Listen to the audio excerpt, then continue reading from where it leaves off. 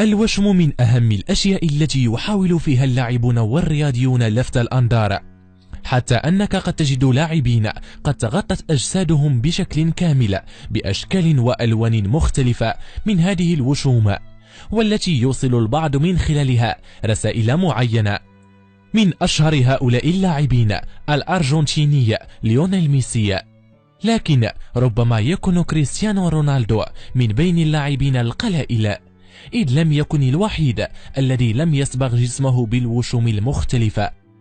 النجم البرتغالي رونالدو الهداف التاريخي لمنتخب بلاده ونادي ريال مدريد، والحائز على جائزة الكرة الذهبية أكثر من مرة، وبخلاف كل زملائه اللاعبين يرفض تلك الوشوم لهدف إنساني نبيل، فهو يتبرع بالدم بشكل منتظم لصالح الأطفال المرضى في العالم، خاصة أمراض السرطان، حيث تفرض بعض الدول قيودا مشددة على تبرع الأشخاص الذين توجد على أجسادهم وشوم.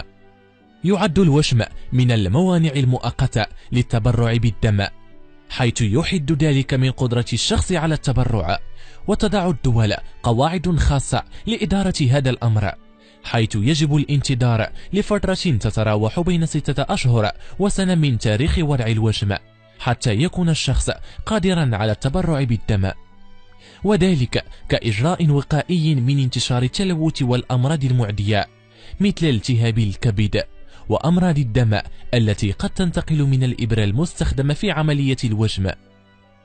لكن في الولايات المتحدة هناك ولايات تسمح بتبرع الشخص الذي توجد على جسمه وشوم، حيث يوجد بها تنظيم لهذه المسألة، والتي تتم بمراكز مصرحة وآمنة، فيتم استخدام الإبر المعقمة مع عدم جواز استعمال الحبر لأكثر من مرة.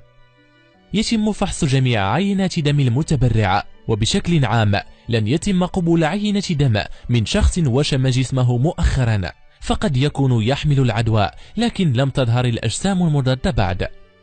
رونالدو لا يتبرع بالدم فقط، إنما فهو من المتبرعين بالنخاع العظمي، حيث سبق وأن تبرع لابن زميلها كارلوس مارتينيز، والذي كان يمر بحالة صحية سيئة وكان بحاجة إلى التبرع.